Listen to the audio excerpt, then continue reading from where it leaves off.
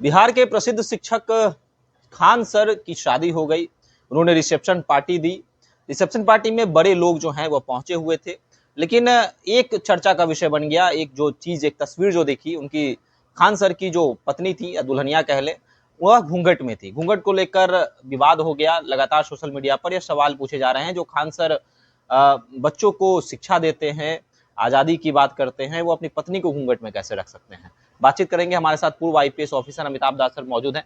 Sir, कैसे देखते हैं, सोशल मीडिया पर लगातार सवाल लोग पूछ रहे हैं खान सर से कि ये आज़ादी की बात कर रहे हैं, क्यों उन्होंने चेहरा नहीं दिखाया, आखिर क्या कारण रहा? अब मुझे ये सब जानते हैं, ये सब मुझे फालतू बातें लगती हैं। मुझे लगता है कि बात का बतंगड़ बनाया जा रहा है ना? इस देश के सामने या इस प्रदेश के सामने बड़े-बड़े ज्वलंत मुद्दे हैं, है ना? और उसमें आप खान सर की बीवी ने घूंघट रखा, नहीं रखा। देखिए, एक तो वो दुल्हन है ना? तो दुल्हन का घूंघट करना कोई बहुत अजीबो-गरीब चीज़ नहीं है। वो तो हिंदुओं में भी होता है, मुसलमानों में भी होता है, पूरे भारतीय संस्कृति में होता है। मतलब दुल्हन को एक तरह से घूंघट में रखना, ये कोई इतनी बड़ी बात नहीं, ये उनका एक तरह का पर्सनल चॉइस है। इससे कोई आसमान नहीं टूट रहा है। कुछ लोग होते हैं जो मतलब विवादों को ऐसे ही हमेशा हवा देते रहना चाहते हैं। यही लोग क्या नरेंद्र मोदी से पूछेंगे कि वो अपनी पत्नी को क्यों नहीं घर में घुसने देते हैं? उस समय तो वो फेसबुक पोस्ट नहीं कर पाएंगे या उनकी हिम्मत भी शायद नहीं होगी। लेकिन किसी व्यक्ति को टारगेट करना, मुझे लगता है कि ये एक बहुत छोटी बात है। जो भी इस पर बहस हो रही है वो बात का बतंगड़ हो रहा है। कोई कह रहा है कि मुझे रिसेप्शन में नहीं बुलाया गया, और चैनल में घूम घूम के कह रहा है, क्या मजाक है? किसी ने आपको बुलाया, नहीं बुलाया, इससे क्या फर्क पड़ता है? नहीं बुलाया नहीं जाइए, बुलाया है तो चले जाइए। ये तो बेगानी शादी में अब्दुल्ला दीवाना वाली बात है ना? कौन खान सर यदि शादी कर रहे हैं तो ठीक है, उनको शुभकामनाएं दीजिए कि उनकी शादी सफल हो, कामयाब हो, खुशियाँ रहें उनके इसमें। ये रहती है, वो नहीं रहती है क्या?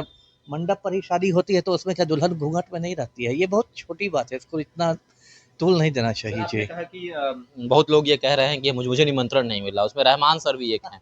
रहमान सर तो लगातार सोशल मीडिया पर बोल रहे हैं। कुछ समय पहले बोलते थे कि पटना के खान सर को जानते नहीं हैं।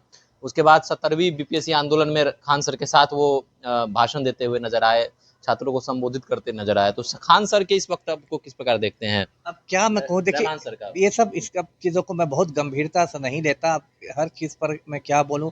मोटी बात है कि कोई आदमी किसको बुलाए किसको नहीं बुलाए, ये उसका अपना अधिकार है ना, अपना चॉइस है। मान लीजिए मैं एक बर्थडे पार्टी मनाता हूँ, तो मैं ना डिसाइड करूँगा कि किसको बुलाना है किसको नहीं बुलाना है, कि आप डिसाइड करेंगे।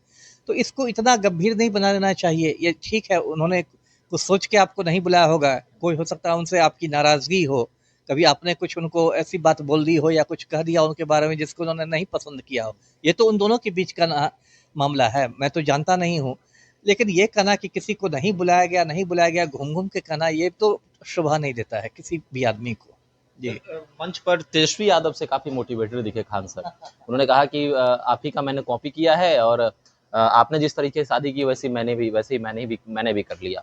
तो क्या आने वाले समय में खान सर की राजनीति की जिस प्रकार चर्चा हो रही है, तो तेजस्वी से मोटिवेटेड है, तो क्या तेजस्वी के पार्टी के साथ मिलकर भी चुनाव लड़ सकते अब हैं? राजनीति में तो सबको आने का अधिकार है ना?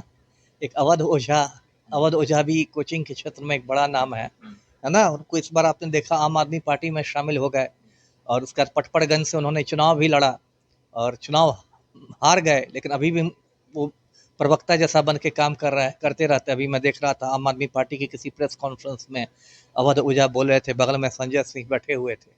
तो राजनीति में आना कोई खराब बात नहीं है। यदि आप पढ़े लिखे व्यक्ति हैं, अच्छी सोच के रहते हैं, तो आइए राजनीति में, इसके लिए कोई खराब बात नहीं है। और यदि तेजस्वी उनके रिसेप्शन में मेहमान बन के गए थे, उसके साथ उन्होंने अच्छी बात की, तो इसके तुरंत ये अंदाज़ा नहीं लगा लेना चाहिए कि वो राजनीति में आ ही ले रहे हैं।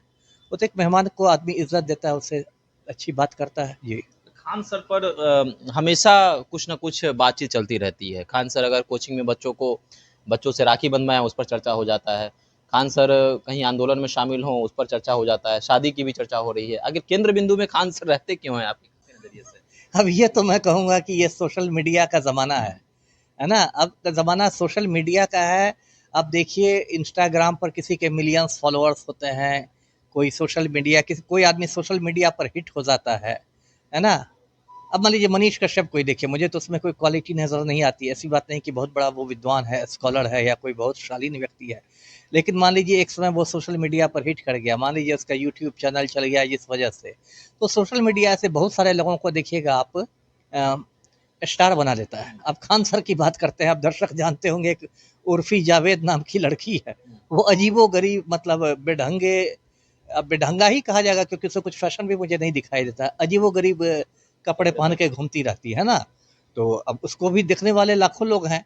तो अब ऐसे-ऐसे बहुत सारे यूट्यूब चैनल्स हिट कर जाते हैं जिसमें कोई काम की बात नहीं रहती है, कुछ भोजपुरी में कुछ गंदी बातें रहती है, फोड़ा बातें रहती हैं, उसके भी मिलियन सब्सक्राइबर्स रहते हैं।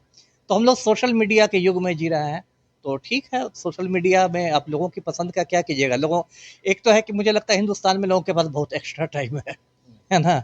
बहुत एक्स्ट्रा टाइम है इन सब चीज़ों की चर्चा करने का।